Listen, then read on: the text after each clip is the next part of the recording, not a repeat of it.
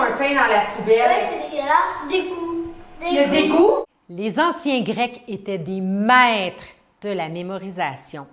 Et il y a même un homme, Socrate, qui a créé une technique de mémorisation qui est encore aujourd'hui une des plus efficaces qui existent. Elle s'appelle le palais de la mémoire. Elle est hyper connue, mais très peu de gens l'appliquent et l'utilisent quand on travaille avec des enfants très, très jeunes. Et pourtant, ça marche, c'est absolument phénoménal. En fait, cette technique-là va permettre de mémoriser une liste d'éléments qui peut être très longue, de façon extrêmement rapide, puis on peut s'en souvenir à très long terme. Alors, comme les enfants à l'école ont chaque semaine des cours de métacognition, c'est-à-dire l'art d'apprendre à apprendre, de comprendre comment le cerveau fonctionne pour apprendre plus vite et plus efficacement, bien, cette semaine, ils ont eu un cours en métacognition sur le palais magique. La méthode est très, très simple, en fait. C'est qu'on va prendre un lieu qu'on connaît très, très, très, très bien puis qui nous est très familier, par exemple, votre salon ou votre cuisine, un endroit physique. Et à partir de ça, on va prendre une liste d'éléments. Dans le cas des enfants, c'est une liste d'épicerie de 12 éléments différents qu'ils devaient mémoriser dans l'ordre, à long terme. Donc, pouvoir le répéter à la fin du cours, mais une semaine plus tard aussi. Alors, en leur enseignant la méthode, ce que j'ai fait, c'est qu'on s'est physiquement positionné dans la classe et on a déposé chacun des éléments de la liste d'épicerie dans un lieu et de façon à ce que quand on circule, ça soit totalement logique. Alors, le premier élément, c'était un pain. Alors, ils ont imaginé mettre un pain sur la poubelle qui était pourri, tellement plein de champignons puis de levure qui dégoulinait.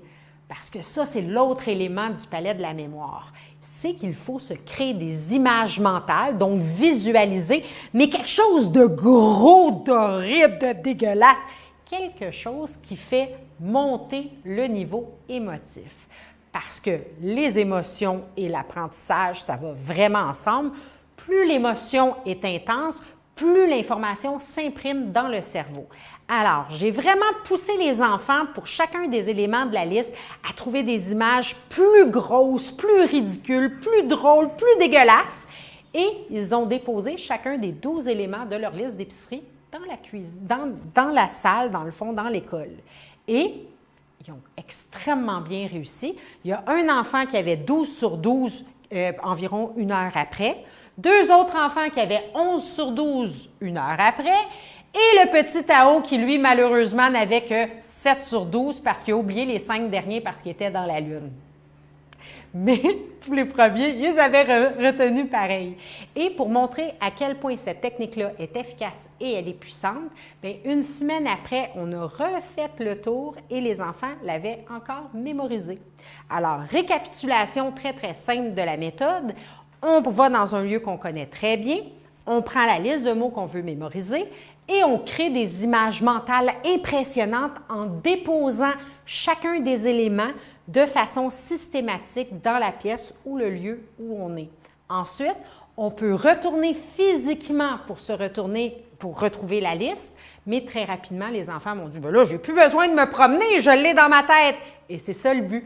Ils vont réutiliser cette méthode-là à coup sûr et là, ils sont convaincus que c'est eux qui ont la meilleure mémoire sur la Terre, sont très impressionnés d'eux-mêmes et ils ont réenseigné à leurs parents comment faire la méthode, preuve qu'ils ont bien aimé et sûrement qu'ils vont la réutiliser.